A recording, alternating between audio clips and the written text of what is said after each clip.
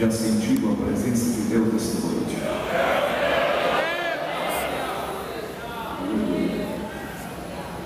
É bom estarmos nesse lugar. Quero aqui glorificar a Deus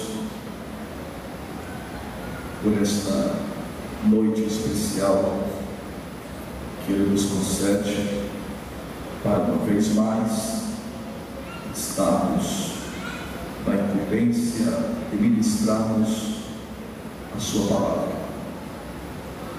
Louvo a Deus pela vida de todos. Quero aqui agradecer ao pastor desta igreja. Parece que não está presente, mas com certeza aprovou a nossa vinda a esta igreja para sermos ministrantes desses 2 dias, hoje e amanhã. Louvo a Deus pela vida dos organizadores deste evento, pastor Manuel Cias, juntamente com os demais que estão à frente desse trabalho. Obrigado pelo convite que nos fora formulado, que nos fora franqueado. Muito obrigado. Deus abençoe. Queridos, quem sente a presença de Deus nessa noite? Glória a Deus. Aleluia. Ao terminar esse culto, nós vamos estar colocando à disposição dos irmãos os nossos materiais. Nós temos DVDs, temos ali diversos temas de mensagens, são pregações ao vivo, mensagens poderosas que vão estar abençoando a sua vida. Temos ali mensagens para todos os gostos, vários temas, vários. Dentre eles, dentre os vários temas de pregações que temos, eu quero destacar a mensagem Um cego nas mãos de Deus. Essa mensagem foi gravada há 10 meses atrás, nos Gideões Missionários da Última Hora, em Camboriú. E essa mensagem está impactando o Brasil e o mundo. Aonde temos ido, ano passado percorremos os 27 estados brasileiros, 26 e o Distrito Federal, os 27 estados brasileiros, e aonde chegamos, as pessoas vinham me abraçar dizendo: pastor, essa mensagem está mudando a minha história. Aonde fomos, estivemos em vários países ano passado, e aonde chegamos, todas as pessoas falavam a mesma coisa. Ali na África, quando chegamos ali, os africanos, eles vinham me abraçar, chorando, dizendo: pastor, a sua mensagem está mudando a minha vida. Portugal, do mesmo jeito. Na Bélgica, do mesmo jeito. Na Espanha, Madrid, na Espanha, muito forte o que Deus está fazendo ali através desses DVDs. Enfim, esse DVD vai estar lá na banca depois do culto, e você vai estar comprando ele e outros mais que temos à disposição dos irmãos. Temos também livros de nossa autoria. Temos ali o livro Conhecendo o Espírito Santo. Nesse livro eu conto testemunhos, experiências que tenho tido com Deus, como arrebatamento de sentidos e muitas experiências que tenho tido com o Espírito Santo. Nesse livro eu falo sobre os nomes atribuídos ao Espírito Santo, os símbolos do Espírito Santo, os 9 dons espirituais. Eu falo sobre a unção do Espírito Santo, enfim, muitas coisas boas eu falo nesse livro, e muitas pessoas, já tenho recebido testemunho de muitas pessoas que ao ler esse livro foram arrebatadas do Espírito, outras foram batizadas com o Espírito Santo lendo o livro. É muito forte você deve ler para conferir o que eu estou falando. Quanto custa? R$15. R$15. Se você comprar um, 15, 2 é 30, assim por diante. Eu tenho ali 5 temas em DVD. O livro então vai para 6, E tenho ali 4 CDs de louvor de cantores que nós estamos vendendo. Então temos ali 10 produtos, 10. Se você comprar um, 15. Mas se você comprar os 10, seria 150. Tu vais pagar apenas 100 reais. Então você vai ter 50 reais de desconto, ok? Isso para quem comprar o kit. Pastor, não trouxe dinheiro, trouxe cartão de crédito? Trouxe. Então nós temos ali também a maquininha de cartão de crédito. Você passa o cartão, aceitamos várias bandeiras. Pastor, não tem cartão de crédito, tem o cartão do banco, da conta bancária, Itaú, Bradesco, Brasil, HSBC, Caixa, enfim. Nós temos a maquininha também aceita, passa o seu cartão do banco e já debita, transfere na hora da sua conta para nós. E você vai levar o DVD, vai levar do mesmo jeito, amém? Glória a Jesus. Quantos vieram aqui para adorar a Deus? Deixa eu perguntar mais uma vez: quem veio aqui para adorar a Jesus? O som está uma bênção, está muito bom. Eu queria só pedir ao amado operador do som para me ajudar aqui só no retorno, tentar me dar. O som está bom, só que eu estou ouvindo quase que 2 vozes, quase que um pequeno eco, meio eco.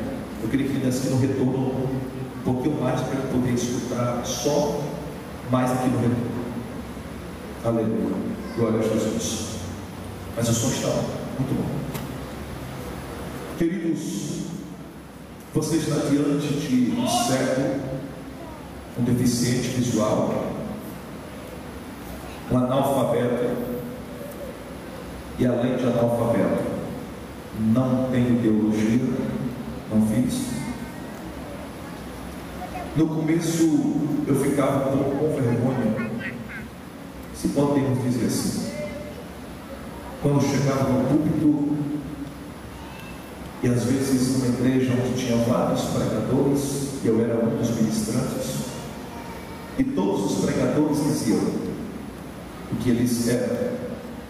Eles faziam uma apresentação: sou doutor de divindade, tenho 2 formaturas na área secular, e eles iam falando, escritor de tantos livros, e começavam a apresentar aquilo que eles eram. E eu dizia: Deus, o que eu vou dizer? O que eu vou falar? Então não tinha nada para falar a meu respeito. E o Senhor disse: fala o que você é.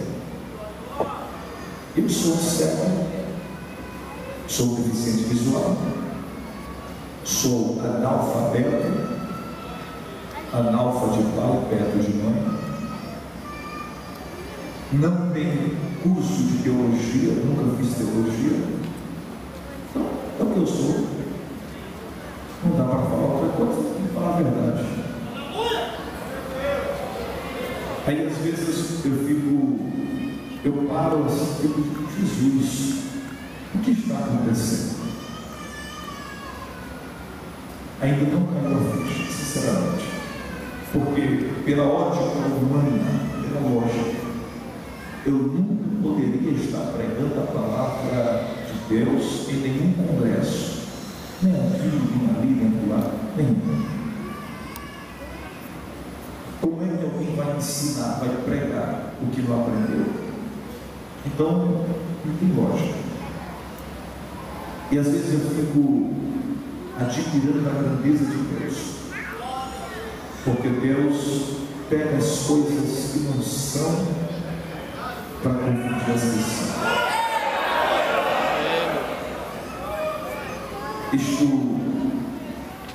Isto é ter, isso é ter. Usar aquilo que ninguém mais usaria.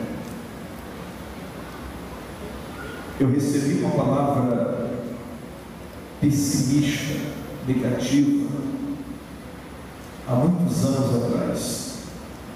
Eu estava conversando com o obreiro da igreja que eu congregava, e eu falei para ele dos meus sonhos, dos meus projetos, do meu desejo, que era me tornar um pregador do evangelho.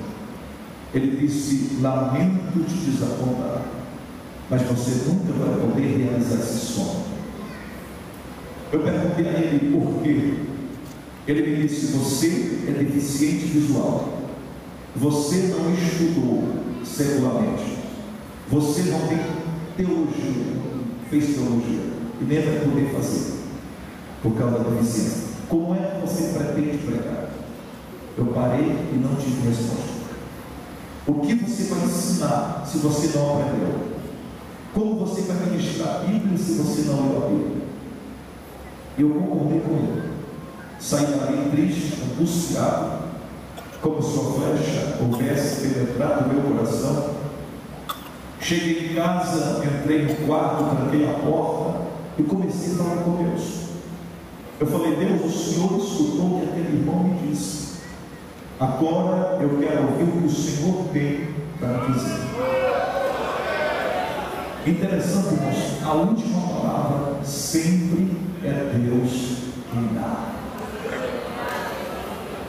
O Espírito de Deus falou comigo naquele dia e disse: filho, fica 3 dias e 3 noites trancado aqui dentro desse quarto, sem comer, sem beber e orando. E depois dos 3 dias e 3 noites de jejum, tu vai ver o que eu vou fazer na tua vida. Isso era na quinta-feira à noite. Eu dobrei os joelhos e comecei a orar. Amanheceu a sexta. Eu fico o dia inteiro ali dentro, sem comer, sem beber, orando. Anoitece a sexta, amanhece o sábado, anoitece o sábado, amanhece o domingo, e eu estou orando. Domingo à noite, eu escuto soar os passos de alguém que vem caminhando em minha direção. Meu corpo ficou trêmulo, caí no chão e fui arrebatado em espírito. Fui transportado a uma dimensão metafísica, sobre-humana, transcendental, sobrenatural. E dentro desta dimensão, um ser se apresenta e me diz: o meu nome é Gabriel, eu assisto diante de Deus e venho te trazer uma mensagem do Pai. O Pai manda te dizer que o milagre vai acontecer na tua mente. O teu entendimento vai se abrir, de maneira que tu vais decorar livros, capítulos, versículos e histórias da Bíblia. Tu vais pregar ao povo dos sábios e entendidos ficar espantados. E pelas tuas mãos serão feitos milagres, sinais, prodígios e maravilhas. Ele tocou a palma da minha mão direita. Depois que ele tocou essa mão, ele tocou a minha boca. Alguma coisa foi colocada aqui dentro, eu não sabia o que era, mas eu mastigava algo. E daquele dia para cá, eu comecei a pregar a palavra de Deus como se eu tivesse estudado, como se eu tivesse feito teologia.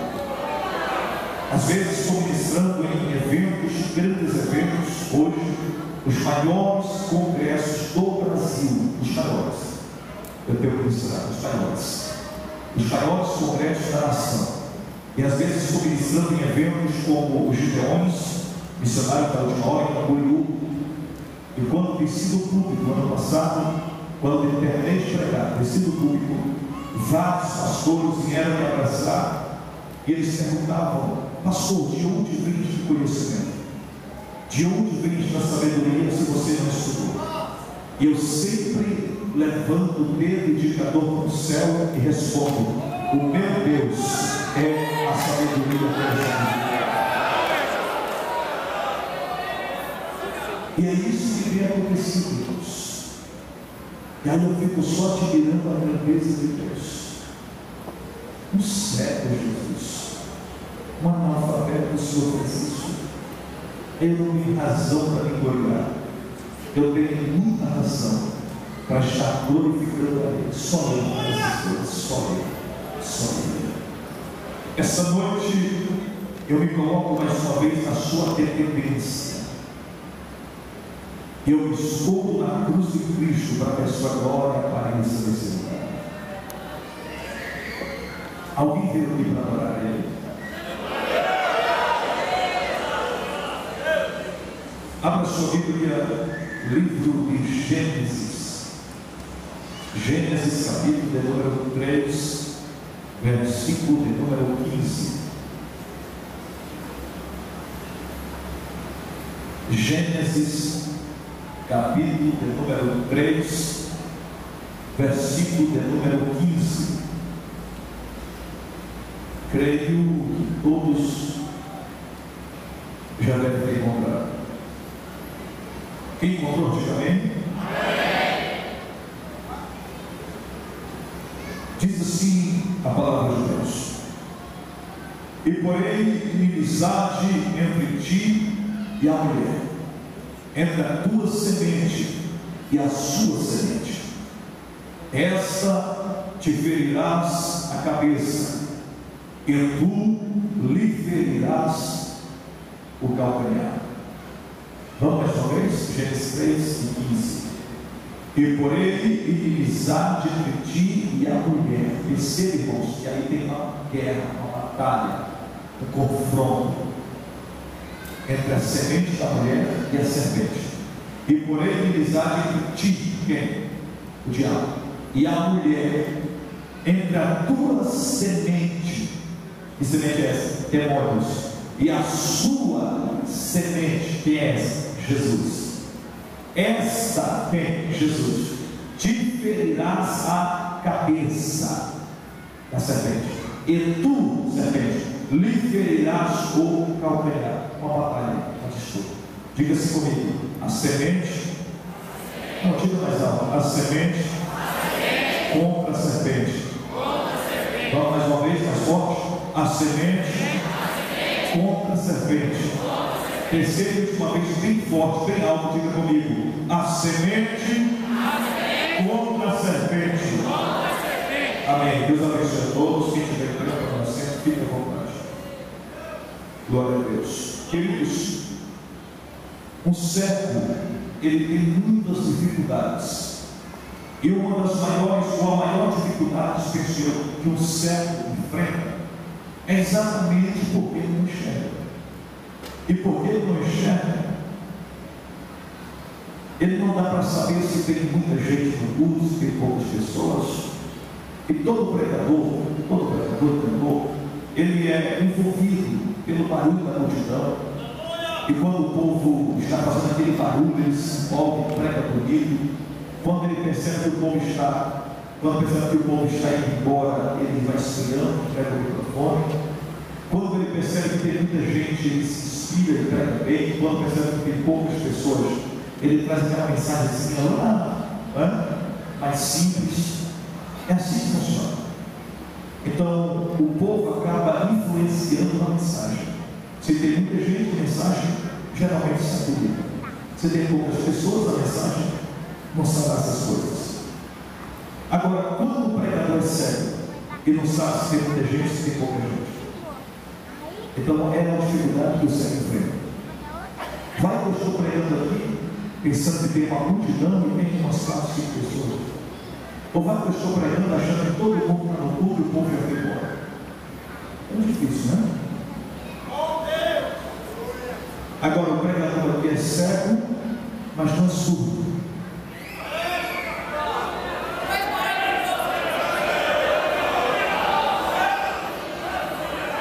Eu preciso escutar esse barulho. Quando eu escuto esse barulho de glória a Deus, de aleluia, eu entendo que você ainda está no culto. Eu entendo que você ainda está no culto. Então, irmãos, vamos combinar uma coisa: eu vou pregando e você vai glorificando. Você glorifica enquanto eu prego, enquanto eu ministro, e nós vamos misturar glorificação com ministração, pregação com adoração, vai ficar gostoso ao ambiente. Vamos combinar isso? Ok? Combinado? Em nome de Jesus, enquanto eu vou pregando, você vai glorificando.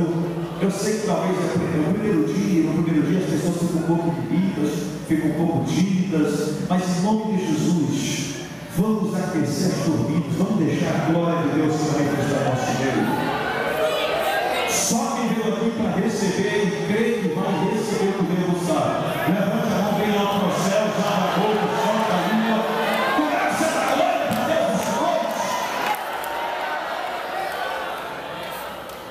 Aleluia. Glória a Deus. Glória a Deus. Glória a Deus. Eu sou pentecostal, não basta. E pregador pentecostal, ele gosta de Então, em nome de Jesus, vamos deixar a glória de Deus ser liberdade nessa noite. Eu vou ministrar, eu vou pregar, mas a mensagem assim vai acontecer. Mas vai depender de você também uma coisa, para Deus se manifestar. Vai depender da igreja, vai depender do povo. Eu estou sentindo o povo assim, um pouco meio parado, meio desanimado. As pessoas talvez assistindo, olhando, observando, julgando. Será que vai acontecer alguma coisa? Pregador deficiente visual, analfabeto, meu Deus, convidar a pessoa certa, será, Jesus? Irmão, em nome de Jesus, tira a visão do homem, coloca a visão do outro. Independentemente de quem está aqui na frente, seja um adulto, seja uma criança, Jesus está no culto, você veio para adorar a Deus. Oh, aleluia! Aleluia! Não espere muita coisa do pregador, não espere não. É analfabeto, não conhece nada. Espere muita coisa não. Mas Jesus está aqui, vamos adorar Ele. Vamos adorar Ele. Aleluia! Aleluia! Aleluia! Só para tomar o coração desse pregador cego aqui, levante a mão direita para o céu, dá mais de glória para Jesus.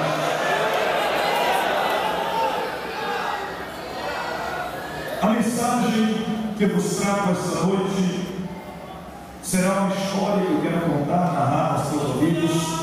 Eu gosto de contar histórias, principalmente quando são histórias bíblicas. Eu quero então contar uma história para você.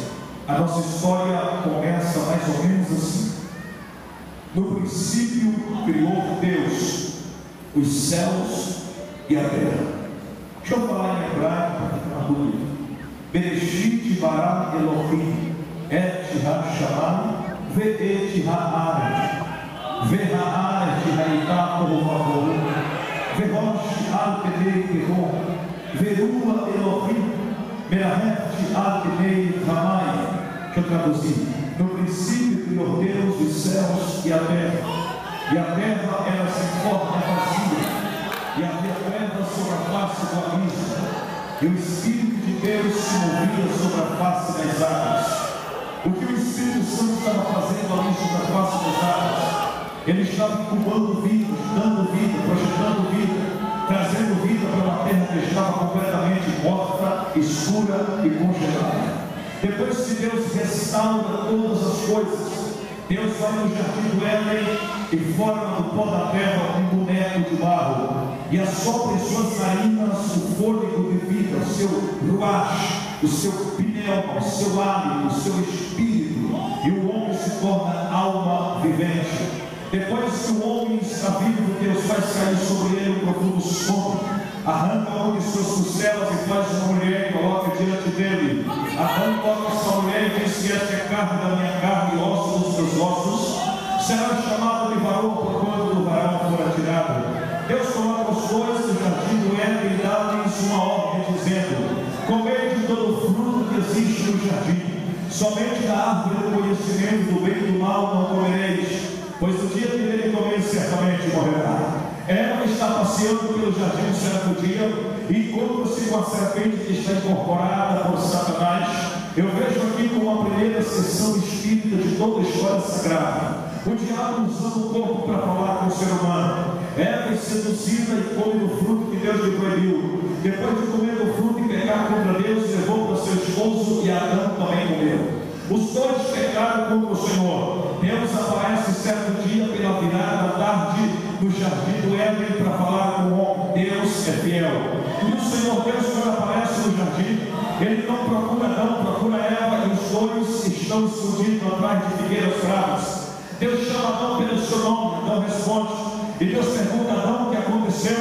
Adão diz: Senhor, a mulher que tu me deste me enganou e eu comi do fruto e pequei contra ti. Adão, por que fizeste isso? Senhor, culpado não sou eu, culpado é a mulher. Mulher, por que tu fizeste isso? Senhor, culpado não sou eu, culpado é a serpente. Fica um jogando a culpa sobre o outro, e Deus resolve julgá-los, sentenciá-los e condená-los. Deus é fiel. Quando o Senhor Deus começa a julgar, Deus diz: Adão, porquanto tu pecaste, terás de lavrar a terra, e do suor do seu rosto você vai comer. Adão sai chorando com sentimento de culpa e de fracasso. O diabo está batendo palma, Satanás está aplaudindo, diz: dizendo: eu venci, eu consegui, eu destruí o homem, a mulher caiu, a humanidade está perdida. Deus aparece para Eva e disse: Eva, porquanto você pecaste, terás dor na sua conceição, dará luz ao filhos com dores. Eva sai chorando, pranteando e lacrimejando. O diabo estava dando palma ainda, dizendo: eu consegui. O homem caiu, a mulher fracassou, a humanidade está perdida. Eu venci. Deus aparece à própria serpente, ao próprio Satanás, e disse: a história não acabou. Isso não é um ponto final, é apenas uma vírgula. Fica você sabendo de uma coisa, Satanás: o homem pode estar caído, como você está vendo, a mulher pode estar chorando e lacrimejando, como você sabe, a humanidade aparentemente pode estar perdida, mas saiba você que da semente desta mulher que você derrubou vai nascer um que esmagará a sua cabeça.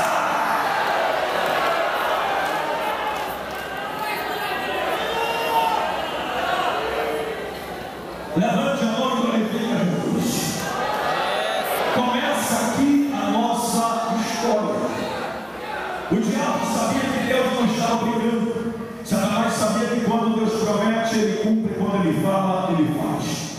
O diabo ouviu muito bem a profecia: da semente da mulher nascerá um que esmagará a sua cabeça.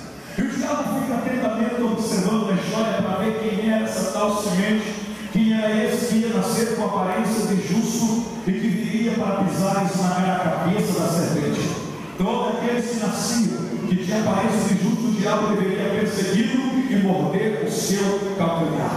Eva concebeu, deu à luz ao filho, pôs-lhe o nome de Caim. Concebeu, deu à luz a outro filho, pôs-lhe o nome de Abel. O diabo, pensando que Abel seria a tal semente, Satanás incorpora Caim. Caim mata Abel, só que Abel ainda não era o prometido. Deus está apenas brincando com Satanás, dando linha ao peixe, dando corda ao pinhão, para ver até onde ele iria. A história vai embora e o diabo está observando: quem será essa tal semente? Não é Abel, quem será ele? Eva concebeu e deu à luz outro filho, pôs-lhe o nome de Sete. Diz a Bíblia que os filhos de Sete povoam a terra de Caim, e diz a Bíblia: os filhos de Deus casaram-se com as filhas dos homens. Então Sete não pode pisar na cabeça de Satanás. O diabo está olhando para Deus, dizendo: Deus, manda outro. Sete já caiu. Quem é que vem agora? Quem o Senhor mandar, eu derrubo. Quem o Senhor mandar, eu destruo. Sete gerou Enos. Enos não cumpriu todo o mistério de Deus, e o diabo disse: esse aí também não pode pisar na minha cabeça. Manda outro. Enos gerou a Cainã. Cainã gerou a Malalel. Malalel gerou a Jared. Jared gerou a Enoque. Deus gostou tanto de Enoque, pastor Manuel Messias, que arrebatou Enoque para o céu. E o diabo disse: Enoque já foi, quem é que vem agora? Enoque, antes de subir para o céu, gerou a Matusalém. Matusalém gerou a Lameque. Lameque gerou a Noé. Noé saiu da arca, Deus faz com ele uma aliança chamada aliança noética. O diabo, pensando que Noé seria a tal semente, fez que Noé bebesse cachaça depois de plantar uma vinha. Noé ficou bêbado, ficou nu, amaldiçoou o próprio neto Canaã. O diabo disse: homem que fica bêbado, avô que fica nu e amaldiçoou o neto, não pode pisar na minha cabeça. Noé caiu. Quem é que vem agora? Manda outro. Noé gerou a Sem gerou a Parchate gerou a Selá gerou a Eber gerou a Peleg gerou a Reu gerou a Seruque gerou a Naô gerou a Pera gerou a Abraão saiu de mão dadas com Deus da terra de dos caldeus para Canaã. O diabo pensou: Abraão é um amigo de Deus, então é ele que vai pisar na minha cabeça. Vamos ver se Abraão aguenta. Satanás fez com que Abraão mentisse para Faraó, dizendo que Sara não era sua esposa. O diabo disse: opa, mentiroso não pode pisar na minha cabeça. Abraão já foi. Manda outro, Deus. Abraão gerou Isaac mentiu para Abimeleque, dizendo que Rebeca não era sua esposa. Outro mentiroso. Tal pai, tal filho, também não pode pisar a cabeça de Satanás. Quem é que vem agora? Isaac gerou Jacó. O nome Jacó já diz tudo: trapaceiro, enrolando, caloteiro, suplantador, tudo que é de ruim. O diabo disse: esse aí também não pode pisar na minha cabeça. Jacó caiu. Quem é que vem agora? Jacó gerou a Pérez. Pérez gerou, aliás, gerou Esrom, Esrom gerou Varão, Varão gerou Aminadab, Aminadab gerou a Nação, e Nação gerou a Salomão, Salomão gerou a Boaz, Boaz gerou a Obed, e Obed gerou a Jessé, Jessé gerou a Davi. Quando Davi surge na história, o diabo pergunta se Deus é esse, porque aí está o homem que o Senhor disse que é segundo o teu coração. Vamos ver se ele aguenta. Satanás fez com que Davi caísse em adultério com Batseba, mandou matar o seu esposo Urias o Heteu. O diabo disse: além de adúltero, também é assassino. Davi não pode pisar minha cabeça. Manda outro Deus. Davi gerou Salomão, Salomão gerou Roboão, Roboão gerou Abias, Abias gerou Asa, e Asa gerou a Josafá, Josafá gerou Jorão, Jorão gerou a Uzias, Uzias nasceu, Uzias cresceu e Uzias morreu. E no ano em que morreu o rei Uzias, Isaías disse: eu entrei no templo e vi Deus assentado sobre o alto, sobre o trono, e os serafins voavam ao redor dele, cada um tinha 6 asas, com 2 sobre o rosto, com 2 sobre os pés, com 2 voavam e clamavam um para o outro em hebraico, dizendo: Kadosh, Kadosh, Kadosh, e a verba Sabaoth, que quer dizer santo, santo, santo, santo, santo, santo, santo, é o Senhor dos exércitos, toda a terra está cheia da sua glória.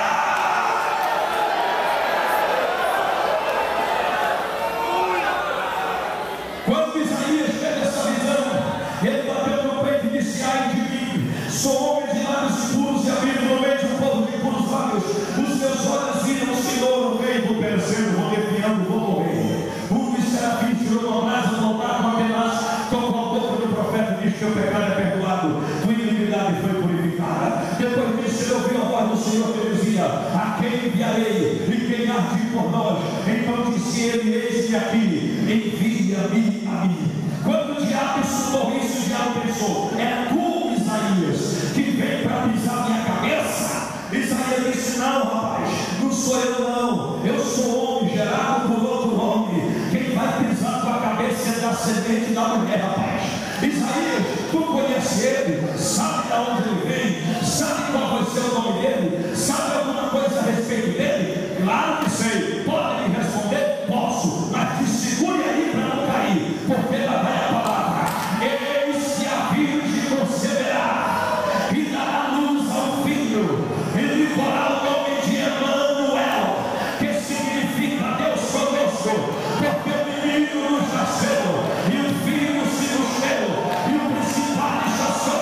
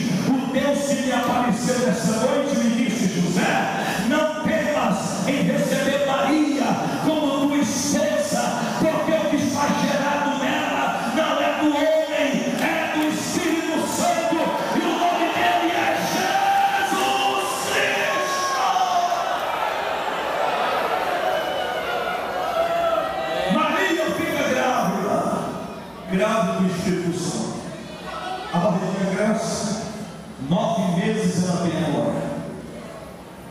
Maria e José estão numa cidadezinha.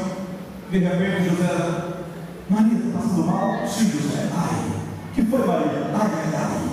Que foi, Maria? José: aumenta as contrações, vem as dores de parto. Parece que vai ser agora. Calma. Deixa eu buscar um lugarzinho para você dar luz ao filho. José bateu numa porta e disse: tem como minha esposa dar luz à criança que veio para eu estar sentindo dores? Não tem. José foi em outra porta, bateu na porta: dá para minha esposa dar luz ao filho? Não dá, tudo lotado, tudo cheio, hiperlotado, não tem lugar. José bateu em todas as portas e ninguém quis dar um lugarzinho para ele nascer. Não tinha lugar para ele nascer. Deixa eu ver se você conseguiu entender, irmãos. Eu estou dizendo que não tinha lugar nessa terra para ele nascer. Ninguém quis dar um lugarzinho para ele vir ao mundo. Detalhe. Eu não estou falando de um homem qualquer. Eu não estou falando de uma pessoa comum. Estou falando do maior homem que a história já conheceu. Não tinha lugar para ele nascer. Estou falando daquele que é simplesmente maior do que Hammurabi, primeiro imperador babilônico, maior do que Nimrod, primeiro imperador mundial, maior do que Ramsés II, o primeiro imperador egípcio, daquele que é maior do que Alexandre o Grande, primeiro imperador grego, maior do que Ciro, maior do que Dário, os primeiros imperadores Medo-Persa, maior do que Júlio César, primeiro imperador romano. Estou falando daquele que é simplesmente maior do que todas as coisas, soberano e indiscutível, grandioso em poder, magnífico e extraordinário, glorioso e poderoso, inefável, inexpressável, inerrante, altaneiro, invisível, indescritível, inatingível, inamovível, inconfundível, altaneiro, sublime, magnífico, forte, justo, perfeito, santo e eterno, grande, justificador, abençoador, purificador, santificador. Estou falando daquele que reina, que lidera, que protege, que manda, que comanda, que levanta, que restaura, que aquece, que batiza, que salva, que cura, que perdoa, que renova, que transforma, que orienta, que sustenta, que alimenta, que direciona, que conduz.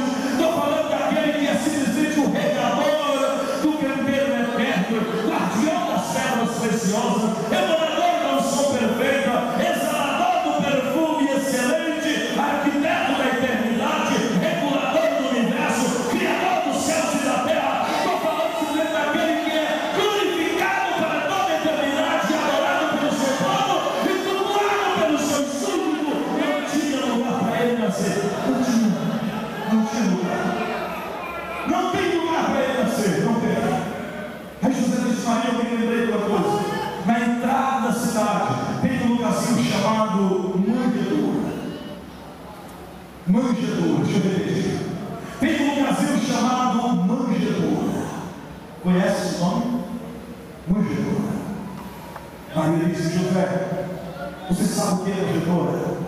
Manjedoura é o lugar onde moram os animais. Manjedoura, José, é o lugar de animais nascer, não do Filho de Deus. Manjedoura é o lugar onde o jumento nasce, bezerro nasce, carneiro, bode, ovelha. Manjedoura é o lugar de animais nascer, José. Aqui está o Filho de Deus, José. Ele não pode nascer na manjedoura. Maria não tem outro lugar, tem que ser a manjedoura mesmo. Quando eu escutei essa expressão pela primeira vez, meu coração se entristeceu. Eu falei: Deus, o Senhor, sendo quem é, tendo o poder que tem, o Senhor permitiu teu filho nascer na manjedoura. Eu fiquei triste com Deus. Eu falei: Deus, o Senhor foi injusto. E o Senhor disse: o que, rapaz? Eu falei: o Senhor foi injusto. Por quê? Não sei como ele me matou. Eu falei: porque o Senhor, sendo Deus, permitiu o seu filho nascer na manjedoura. E o Senhor perguntou: se fosse você, filho? Eu falei: Deus, se fosse eu, sendo que o Senhor é, meu filho nasceria no berço de ouro, meu filho ia nascer no palácio, meu filho ia nascer numa casa luxuosa e glamurosa, na melhor maternidade do mundo. Aí Deus disse assim: ainda bem que você não, eu não sou você. O Senhor disse: você não conhece nada de Bíblia.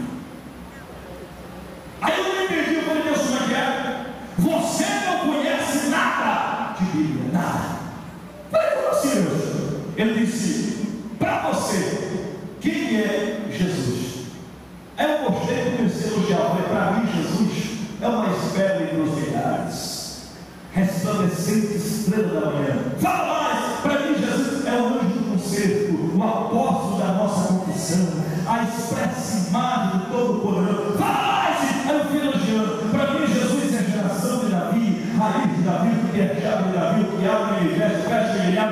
Fala mais, para mim ele é o alfa e o homem, o princípio e o fim. Para mim ele é o leão da tribo de Judá, Cordeiro de Deus. O quê? Eu falei Cordeiro de Deus, repete. Eu falei Cordeiro de Deus. Para você é o Cordeiro? Eu falei certeza. Eu falei certeza. Para mim ele é o Cordeiro, Cordeiro, Cordeiro, Cordeiro. Aí Deus olhou para mim e falou assim: filho, tu já viu o Cordeiro nascer no hospital? Eu falei não. Filho, tu já viu o Cordeiro nascer em casa luxuosa? Eu disse não. Filho, tu já viu o Cordeiro nascer em berço de ouro? Eu disse não. Filho, aonde é que o Cordeiro nasce? Aí eu tive que engolir cedo, irmão. E falei, manjedoura. Manjedoura no lugar do Cordeiro nascer. Aí eu disse, filho, eu sou mais inteligente do que o diabo.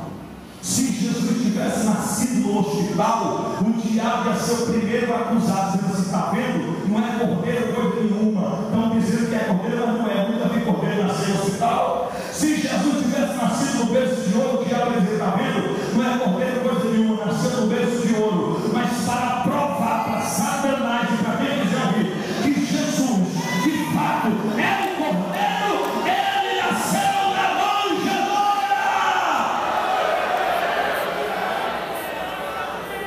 O menino nasce, meia-noite, noite escura, fria, gelada, meia-noite, nasce Jesus, o meu amado Jesus. Meia-noite ele nasceu. Irmão, parece que tem coisas que Jesus faz só para encrencar com o diabo. Jesus tinha tanta hora para nascer, mas ele resolve nascer meia-noite. Sabe por quê? Porque o diabo não espalhando por aí dizendo que meia-noite é a hora do cão, que meia-noite é a hora de Satanás, que meia-noite é a hora da macumba, que meia-noite é a hora do catimbó, do balão, do nano, do xangô, como lá no Ceará, que meia-noite é a hora da galinha preta na encruzilhada, que meia-noite é a hora do Satanás. Eu vou dizer uma coisa aqui hoje: meia-noite nunca foi a hora do diabo, meia-noite sempre foi, é e será a hora dos grandes milagres de Deus na história. Quer ver? O Senhor falou assim: oh, aleluia. O irmão, vem aqui, vem aqui só. O Senhor disse: oh, aleluia. Vem aqui só.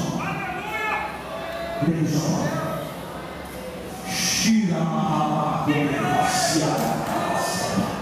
Deus está dizendo que ainda no ventre Ele te escolheu e derramou uma unção sobre ti ainda no amado daquela que te gerou. A tua história, diz Deus, tem sido uma história de perseguição. Desde a tua infância, Satanás tem perseguido e tem se levantado. Já foram 3 livramentos que Deus te deu de morte.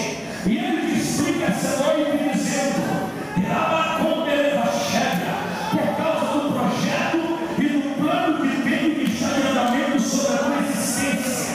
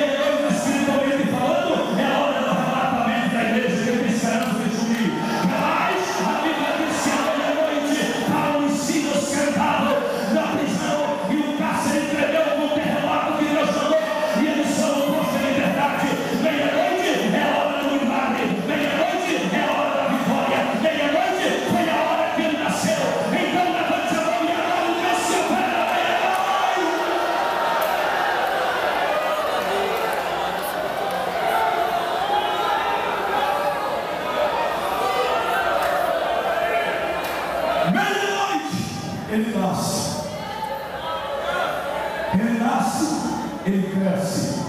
30 anos ele tem agora. Estamos no Rio Jordão.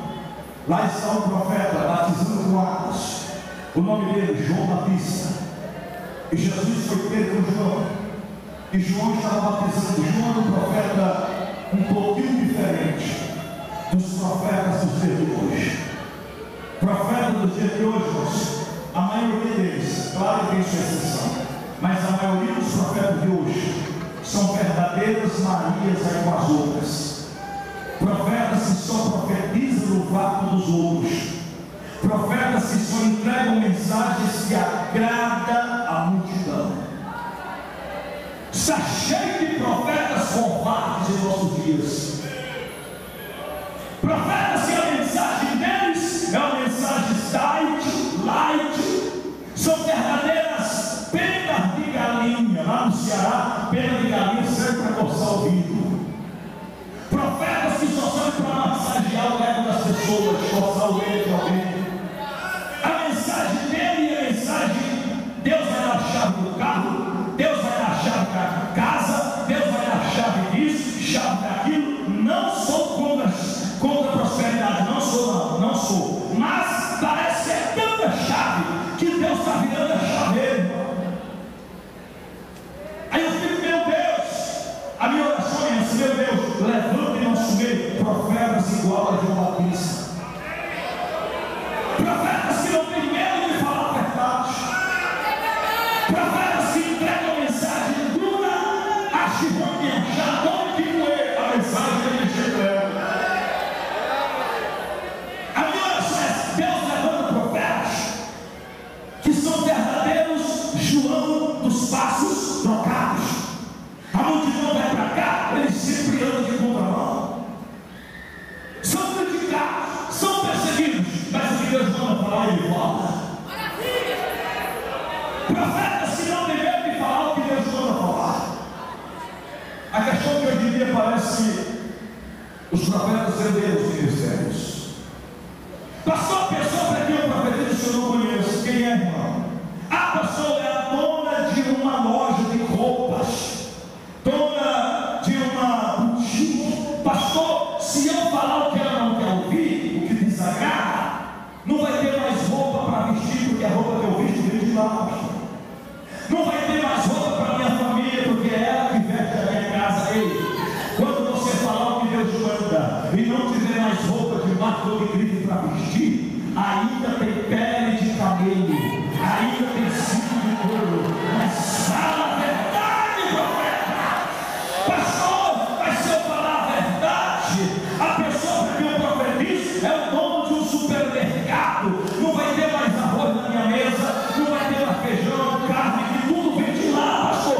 Tenho que falar o que agrada a ele. Talvez ele está até adulterado em prostituição e desobediência, mas eu tenho que falar o que agrada, porque o alimento, a comida vem de lá para a minha mesa. Se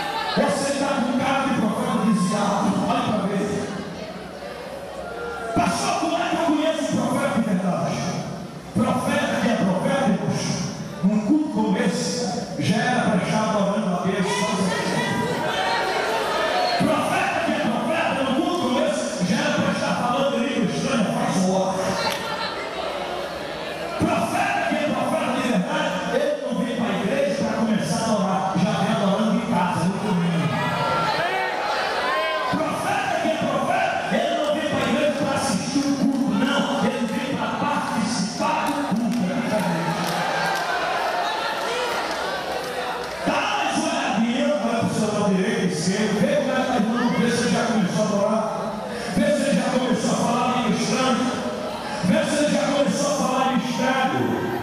Ou se ele está assim, ó, perna cruzada, braço cruzado, dedo cruzado, boca cruzada, parecendo despacho na cruzilhada. Olha para ver. Vê se ele já começou a fazer barulho, começou a dar glória. Ou se ele está todo gelado, frião, parecendo uma perna de gelo, lá em Sutrep, afundador de titanite. Olha para ver. Se tem uma coisa que eu não gosto na vida é sentar perto de grande gelado. Porque esse negócio de frieza pega a gente quer levantar a mão para dar glória, quando olha para o lado, está lá aquele bombeiro do inferno, apagador de fogo pentecostal. Você quer levantar a mão para dar aleluia, quando olha para o outro lado, está lá aquele milho ruim de pó, escorrido, fica preto, mas não explode. Aí tu quer levantar a mão para dar aleluia, do lado frieza, do outro lado gelo, tu vai ficando gelado com ele, frieza pega. Por isso eu não gosto de aceitar perto dele frio. Frieza pega, irmão. Agora tem uma coisa: Pentecoste também pega, avivamento também pega, o sangue de Deus também pega, o poder de Deus também pega. Então, em nome de Jesus, ensinei esse novo chamado que você tem. Nunca cheguei no Pentecoste, taca fogo nele.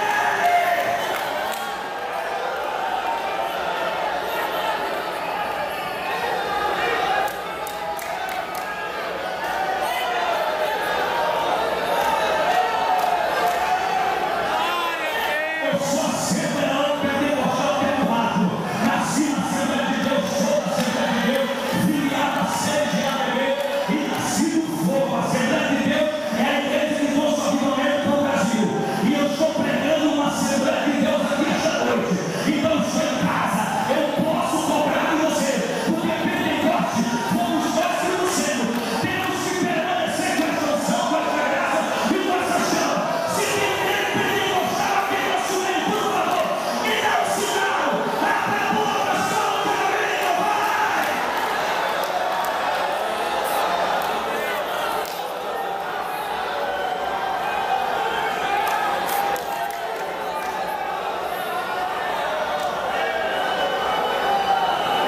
Ela marca, ela escondeu. E na Yoko,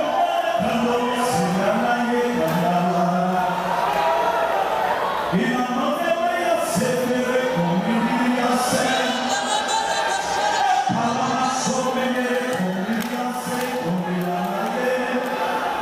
E na Maia sobre ele ia andar.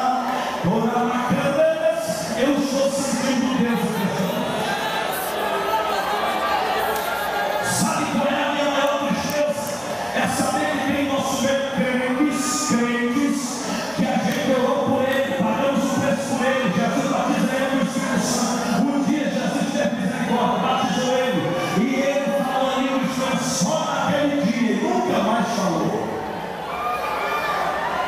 Tem deles e você só fala em língua, ceia em ceia.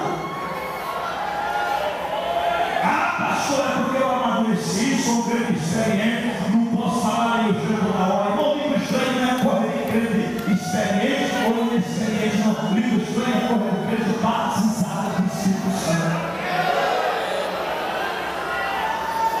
Não, pastor, mas se falar toda hora, vai beber o preciso, achar que falta, né? Eu vou economizar. Língua estranha não é igual ao azeite da botija da viúva. Quanto mais tira o azeite, mais o azeite aumenta. Quanto mais fala em línguas, mais tem língua para falar. Língua estranha não serve para outra coisa, pastor Maurício.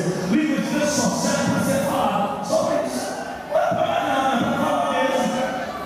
Está esperando para que hora? Ah, você lá no final, de novo, já estou terminando a mensagem. Já está na hora de falar em línguas. Tem vezes você só falou em línguas estranhas 2, 3 vezes, meia dúzia e não falou mais. Já tem mais de ano que não fala em línguas. Já tem mais de 2 anos que não fala em externo. Irmão, eu estou desconfiado desse crente, é sério.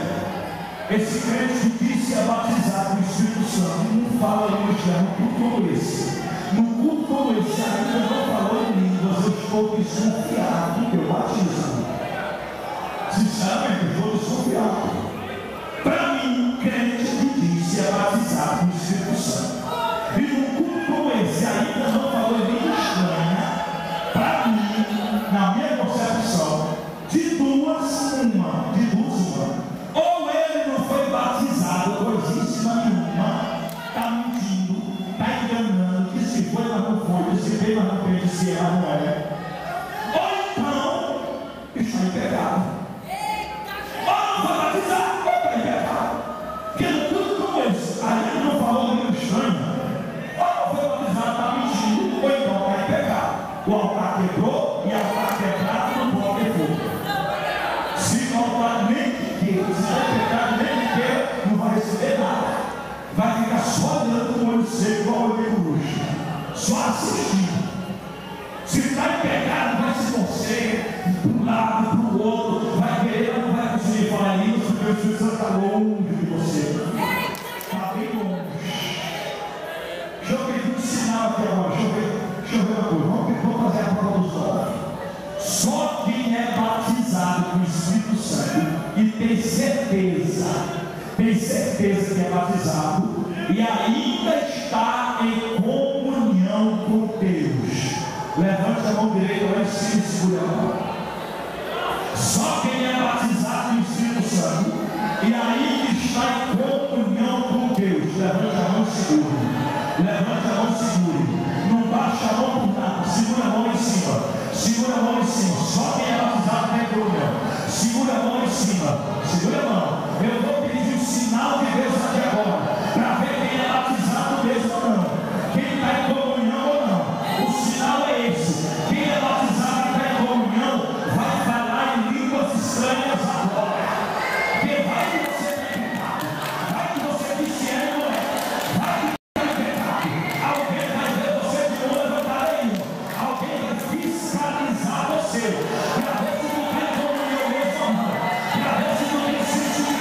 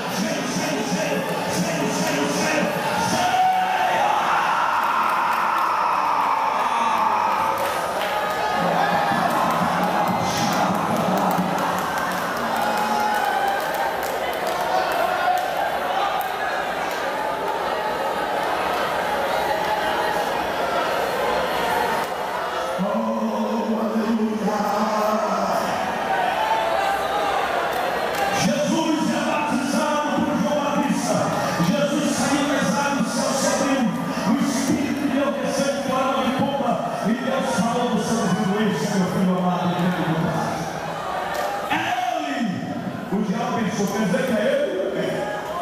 Satanás disse que eu vou perceber. 3 anos e meio de ministério na terra. Jesus curou, fez milagres, escolheu 12 apóstolos. O diabo entrou no coração de um. Judas Iscariotes traiu Jesus. Enquanto Judas traiu Jesus, Jesus vai para o Getsemane. E no Getsemane ele dobra os joelhos e começa a olhar para o futuro, porque ele era homem, mas também era Deus. E como Deus, ele viu o futuro. E quando ele olha para o futuro, sabe o que ele vê? Ele vê a cruz que ele ia suportar daqui a pouco. Ele vê a sua coroa de espinhos. Ele vê os cravos. E ele viu quando o pai se viraria de costas para ele. Quando ele olha para isso, ele diz: Pai, se possível for, passa de mim esse cálice sem que eu beba. Tira ele de mim, Pai. Nessa hora o diabo se prepara para aplaudir a derrota de Cristo. Mas se Jesus for ver a cruz, os cravos, a coroa de espinhos, ele pode olhar além da cruz. E quando ele olha além da cruz, ele vê 2.000 anos futuro. E quando ele olha para 2.000 anos futuro, ele vê o dia 1º de março do ano 2014, século 21. E o dia 1º de março ele olha e vê o país chamado Brasil, um estado chamado Mato Grosso. E ele olha bem além e vê uma cidade chamada Alta Floresta. E quando ele olha para essa cidade, ele vê uma igreja chamada Assembleia de Deus. E quando ele olha dentro dessa igreja, ele viu você. Ele viu você a cidade. Ele viu você. Ele viu você. E quando ele olha para essa igreja, ele viu homens cegos, pobres, miseráveis e nus. Pessoas pecadoras, fracas, fragilizadas. E quando ele olha para mim, olha para você. Um homem nessa mesma situação, ele sofre um fenômeno chamado hematocitose. É um fenômeno cientificamente falando, é quando o homem está debaixo de fortes pressões psicológica, física e emocional. As glândulas sudoríparas, que faz parte do sistema termostato do corpo por debaixo da pele, as glândulas sudoríparas são comprimidas, os pequenos vasos capilares se rompem e dá-se a mistura do suor com o sangue. Foi exatamente o que aconteceu com ele. A Bíblia diz que ele suou grandes gotas de sangue. E quando o sangue vai caindo pela terra, o diabo começa a se estremecer no inferno. Jesus se levanta com autoridade e diz: Pai, todavia, não faça a minha, mas faça a tua vontade. Satanás, sai por terra. Igreja de Alta Floresta, receba a vitória. Jesus se levantou como soldado valente, foi preso, levado diante de Anás, Caifás, Pilatos, Herodes derrota para Pilatos. Pilatos mandou soltar um preso chamado Barrabás. Colocou Barrabás de um lado, Jesus do outro. Barrabás era assassino, homicida. Jesus, justo. Pilatos se vira para a multidão e pergunta: quem quereis que eu solte? A Jesus chamado Cristo ou Barrabás, o assassino? A multidão com uma voz unida grita: solte Barrabás e crucifica Jesus.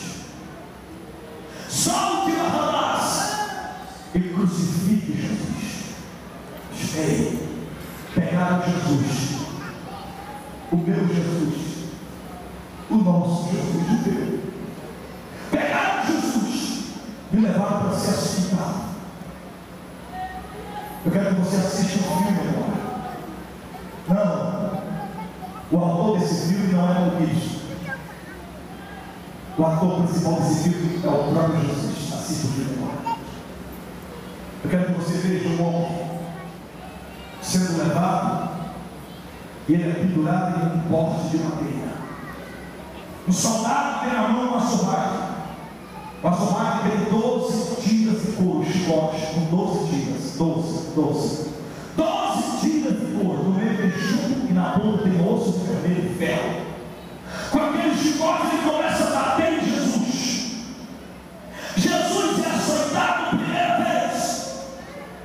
12 cortes viram o corpo do mestre, 12.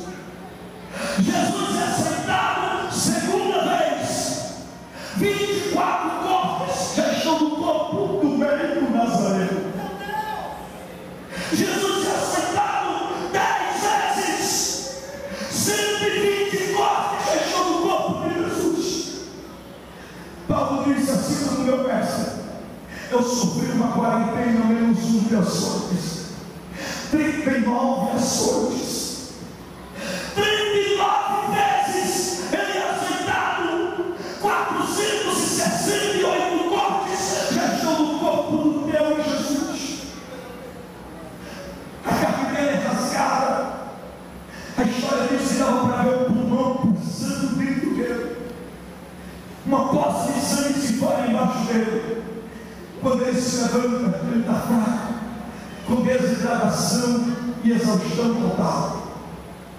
Colocaram um manto de púrpura no corpo dele, zombando da sua honra, porque a honra de um rei está no manto que ele veste.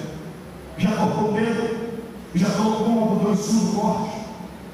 Daqui a pouco tenta arrancar para ver uma coisa. A medicina diz que o tecido humano se utiliza de outros tecidos para a coagulação do sangue. Aquilo gruda. Depois de algumas horas pegaram o manto de púrpura e puxaram com força. 458 feridas se abrem de uma só vez. E ele sente dores que você nunca sentiu na sua vida. Nunca.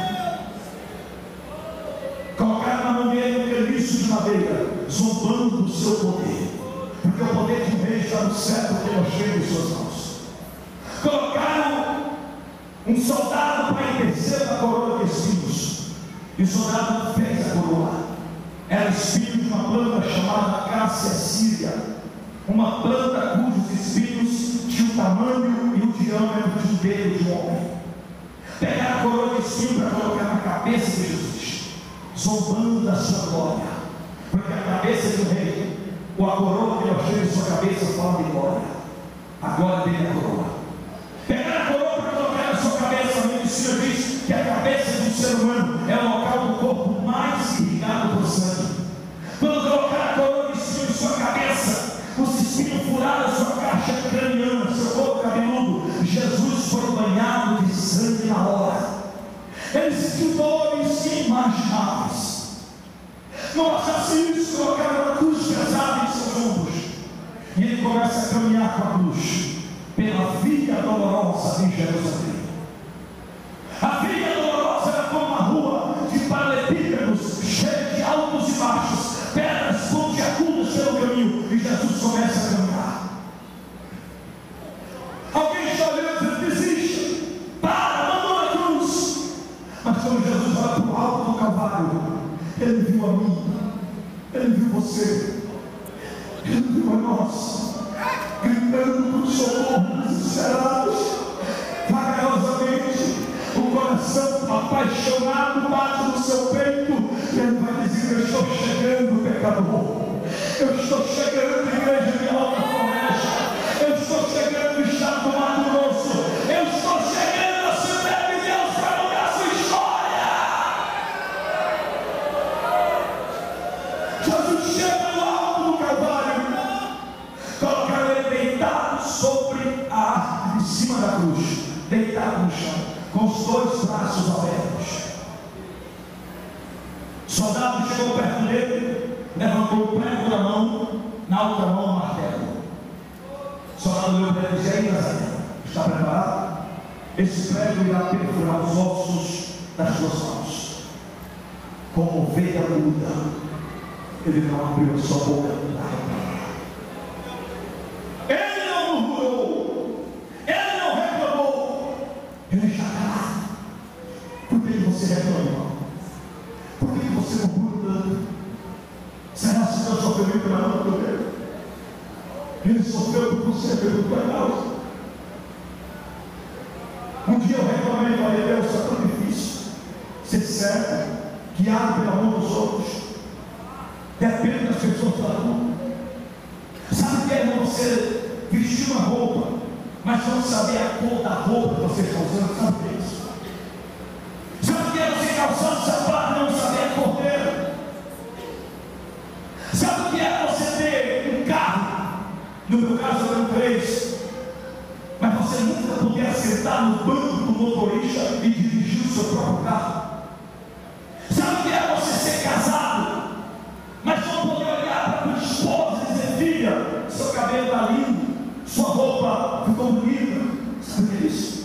É o que eu passo todos os dias.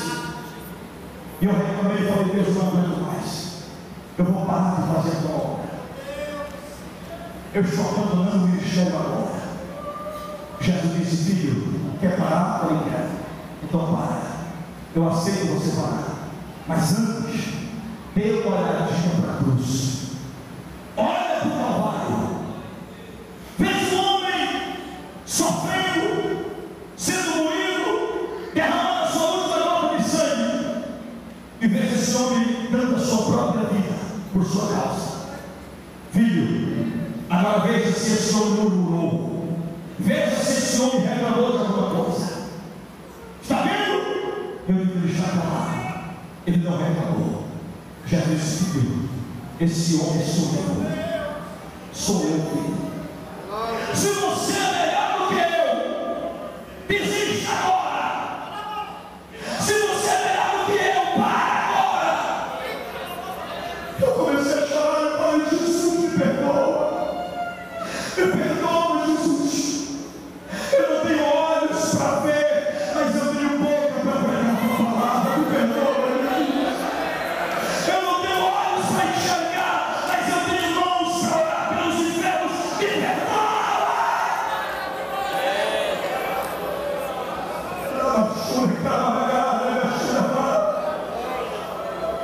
Ele está calado.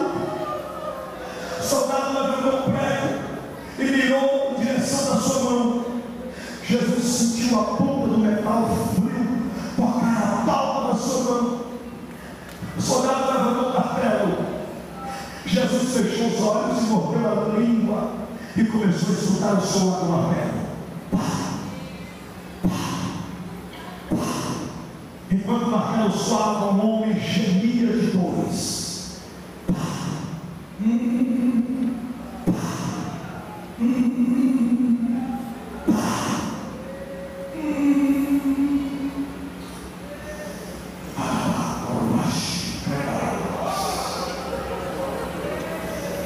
Aquela cruz levantada, ela desce no buraco que estava feito.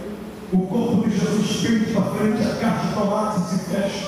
Os pulmões são espremidos, ele sente falta de ar.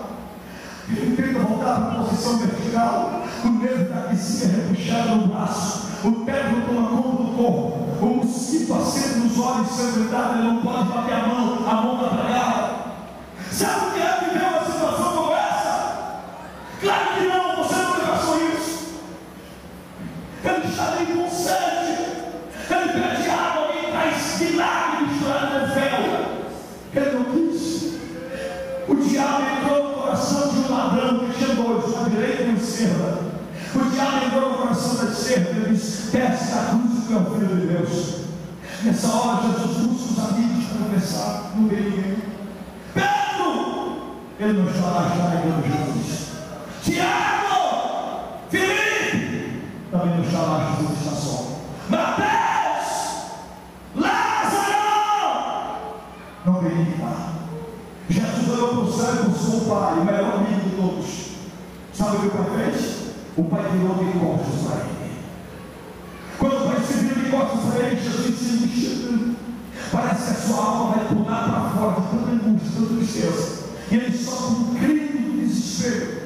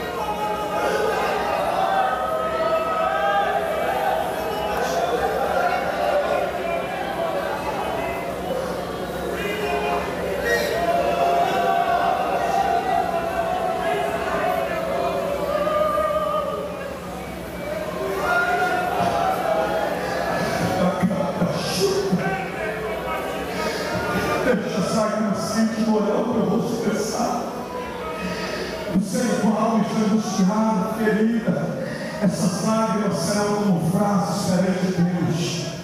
Deus é especialista em ver as frases contidas das lágrimas.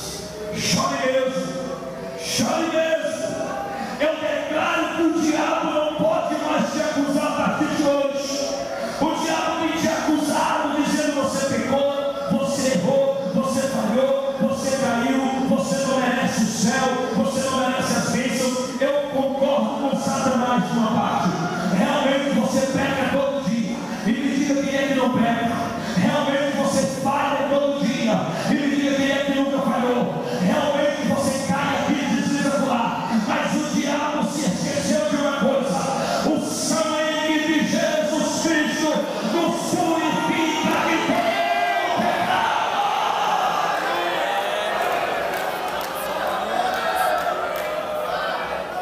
Se o diabo entrou no coração do ladrão que está em esquerda, o Espírito Santo entrou na direita e diz: ei, lembra de mim quando entrares no meu reino.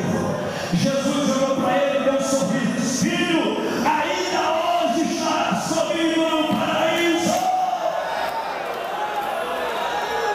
Jesus olhou para o céu e disse: Pai,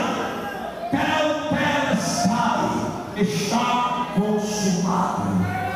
Nas tuas mãos eu te entrego o meu espírito. E Jesus morreu.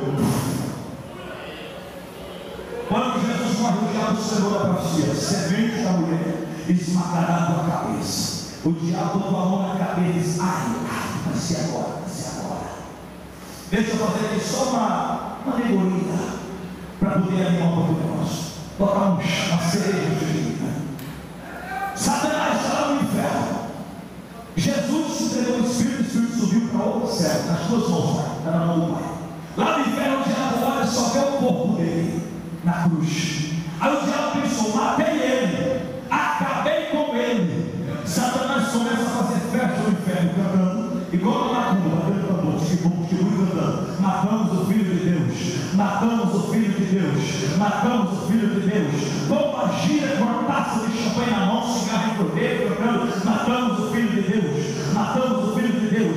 Exu caveira com a galinha preta pegada e cozinhada em cordeiro, cantando: matamos o Filho de Deus, matamos o Filho de Deus. A sexta passou, veio o sábado, e o corpo está no túmulo. O inferno está cantando: matamos o Filho de Deus. Tranca a rua com um monte de chave na mão, cantando: matamos o Filho de Deus. Zé Felipe com a garrafa de cachaça embaixo do braço, cambaleando, cantando: matamos o Filho de Deus, matamos o Filho de Deus. Passa o sábado, vem o domingo, já é o terceiro dia, e a festa foi interrompida. Já é o terceiro dia, olha para cá. Chegou a hora de você começar a dar glória a Deus. Terceiro dia é dia da vitória. Quem pode levantar a mão e começar a glória?